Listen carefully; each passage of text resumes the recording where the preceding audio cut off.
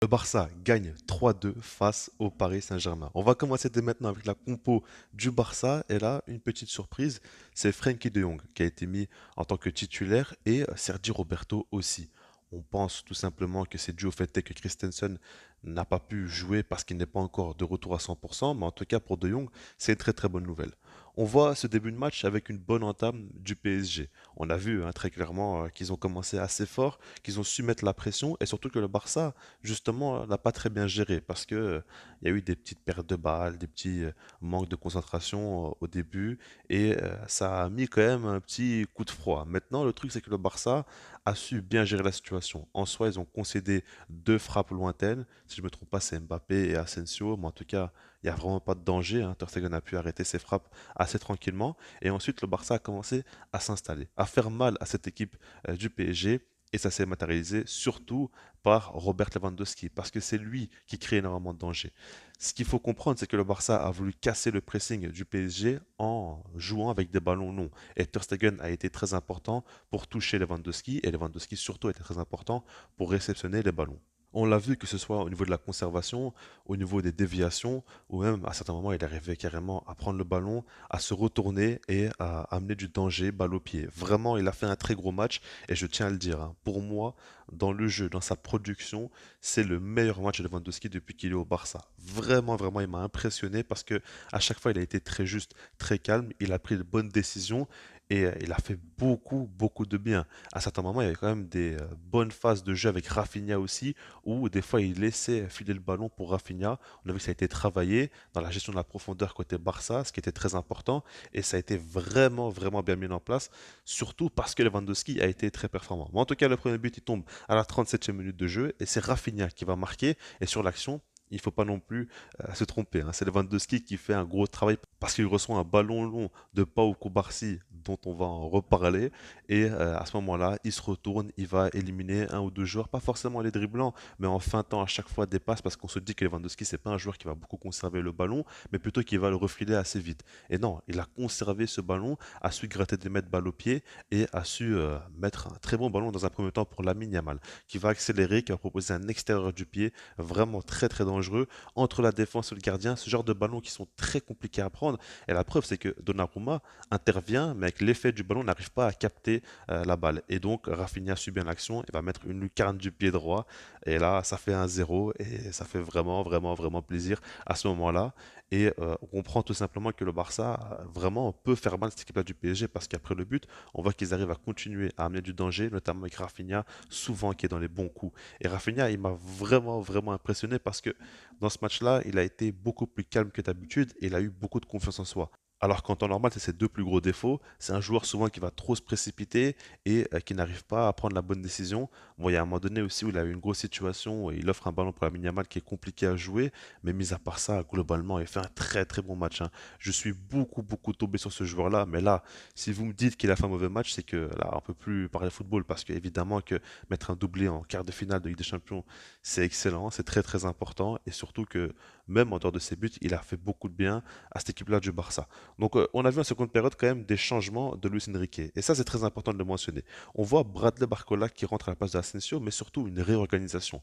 On voit que Marquinhos n'est plus latéral droit, mais revient dans l'axe avec Lucas Hernandez qui va devenir le latéral droit et Barcola qui devient ailier droit. Dembélé, lui, va jouer côté gauche. On va dire que Mbappé reprend une position un peu plus axiale et que Dembélé va devenir l'ailier gauche. Et là, ça a amené déjà du déséquilibre. J'en avais parlé dans ma vidéo analyse tactique entre Xavi et Luis Enrique. J'avais dit attention à Luis Enrique parce que si jamais son plan initial ne marche pas, c'est le type de coach qui est capable de tout changer et de surprendre le coach adverse justement. C'est ce qu'il a fait et je ne sais pas trop si Xavi s'y est préparé. En tout cas, j'ai l'impression qu'il a été surpris parce qu'il y a eu tout simplement un petit trou d'air dans la défense du Barça et c'est simple, ils ont marqué deux buts en 3 minutes. Le premier, c'est Ousmane Dembélé, et là, c'était inévitable. On savait tous, dès l'annonce du match, que Dembélé allait marquer face au Barça, c'est totalement évident. Et quand on regarde le but, en soi, il fait un bon crochet, hein. Il élimine Frenkie de Jong, et quand il fait son crochet, il frappe pied gauche, mais il y a trois joueurs devant lui.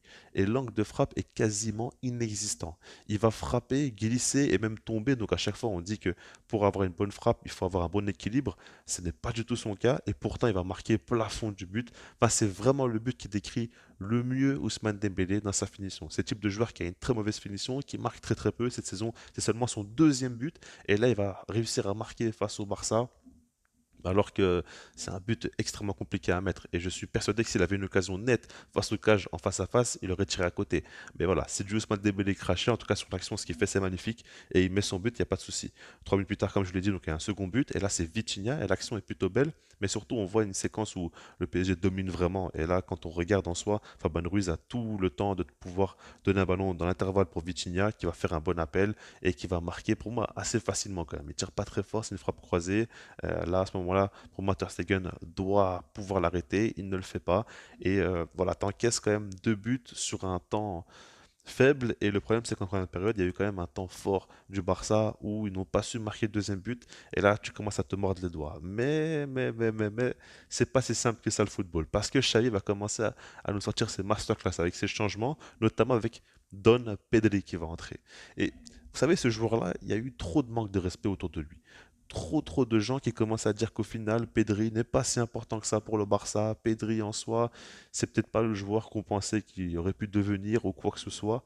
Faut arrêter de faire du cirque comme ça parce que Pedri est un joueur de classe mondiale. Pedri, avec ballon, est capable de faire ce que très peu de joueurs dans le monde du football savent faire. Regardez, dès sa première touche de balle, il va te distiller un ballon, mais parfait et délicieux pour Rafinha. Après, attention, Rafinha, le travail qu'il fait à la finition, c'est pas facile de la rabattre comme il l'a fait.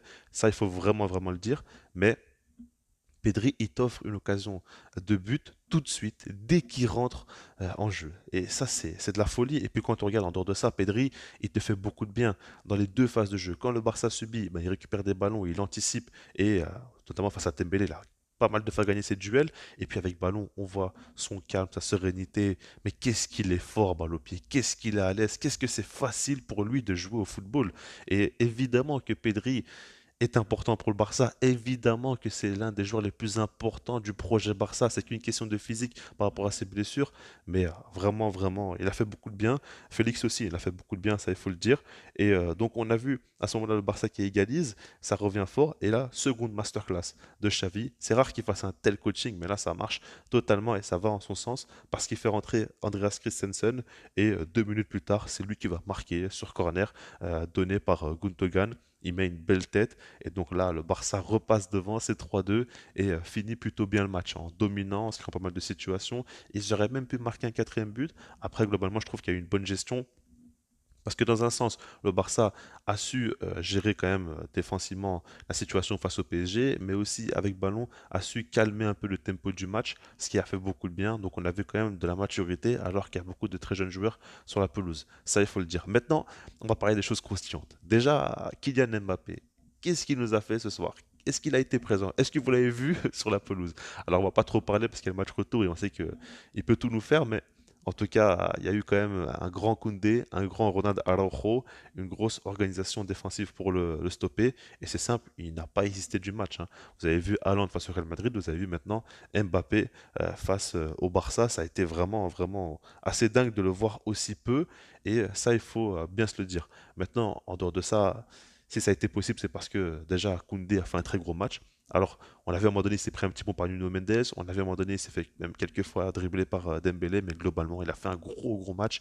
Et je l'ai beaucoup critiqué aussi, mais là, en ce moment, il revient très fort. J'attends le match retour pour confirmer, mais ouais, Koundé, c'est devenu très sérieux et il a surtout été très concentré du début jusqu'à la fin du match, alors que c'était l'un de ses principaux défauts. Ça, il ne faut pas l'oublier. Maintenant, Araujo. Est-ce qu'on peut en parler de sa masterclass encore une fois? Non, mais ce défenseur-là, il a eu une période cette saison où il était un peu moins bien. Là, il revient très fort. Et ce match-là, vraiment, bah, en Ligue des Champions, en quart de finale, face au PSG à l'extérieur, face à Dembélé, face à Mbappé, il n'y a pas eu de problème pour lui, tout simplement. Et en fait, j'aimerais dire que il a eu aucune mauvaise intervention défensive. À chaque fois, il a été très propre dans ce qu'il a fait. À un moment donné, même Barcola, il est en face à face avec Ter Stegen. Il va faire un tacle parfait pour stopper la frappe. Ça, c'est un défenseur de classe mondiale. Parce que même face à Mbappé, à un moment donné, il a une grosse situation pour frapper, il a de l'espace devant lui. C'est Araujo, encore une fois, qui va contrer sa frappe. Et même plusieurs fois, à chaque fois, il arrive à tout simplement faire le ménage quand, par exemple, si Koundé s'est pris le petit pont par Nuno Mendes, c'est lui qui va intervenir et bloquer la frappe de Nuno Mendes. Non, vraiment, il fait un top match. Et il n'y a pas que lui, parce qu'à côté de lui, il y a un petit gamin de 17 ans, Pau Koubarsi, encore une fois, qui sort une masterclass. Il a pris un carton jaune qui aurait pu être évité, mais en dehors de ça, vraiment, quel match encore une fois, défensivement très concentré, très appliqué. Et moi, ce qui me fait peur, surtout avec des jeunes défenseurs comme ça, c'est comment il peut gérer l'alignement, surtout face à des joueurs comme Dembélé, Mbappé et Barcola qui vont très vite.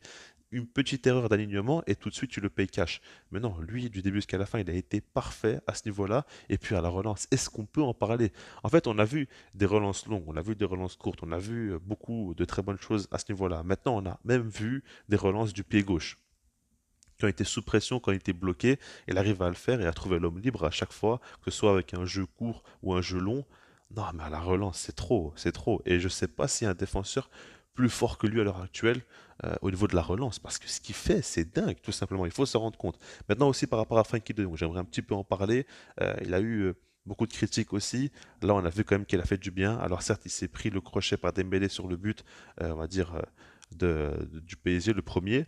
Mais mis à part ça, quand même, avec ballon, il fait beaucoup de bien. Quand le Barça est sous pression, tu donnes la balle à Frenkie de Jong et il va calmer tout de suite le jeu et il va tout simplement faire en sorte que le Barça peut construire une action.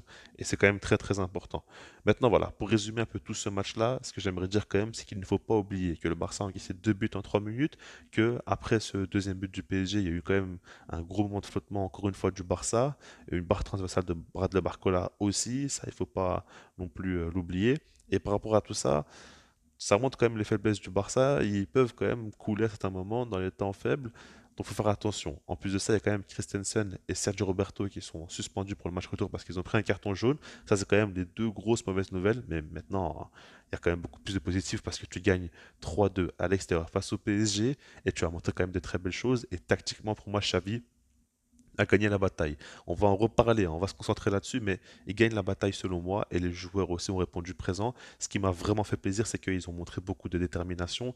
Malgré le fait qu'ils se sont fait remonter au score, ils ont su se battre jusqu'au bout. Et puis les entrants, que ce soit Joao Félix, Pedri, Christensen, ils ont vraiment beaucoup apporté et fait du bien à cette équipe-là. Et là, on voit un groupe soudé, déterminé tant défensivement qu'offensivement, comme le terrain, vraiment, ça fait plaisir. Je vais laisse là-dessus, puis sinon moi je vous dis peace.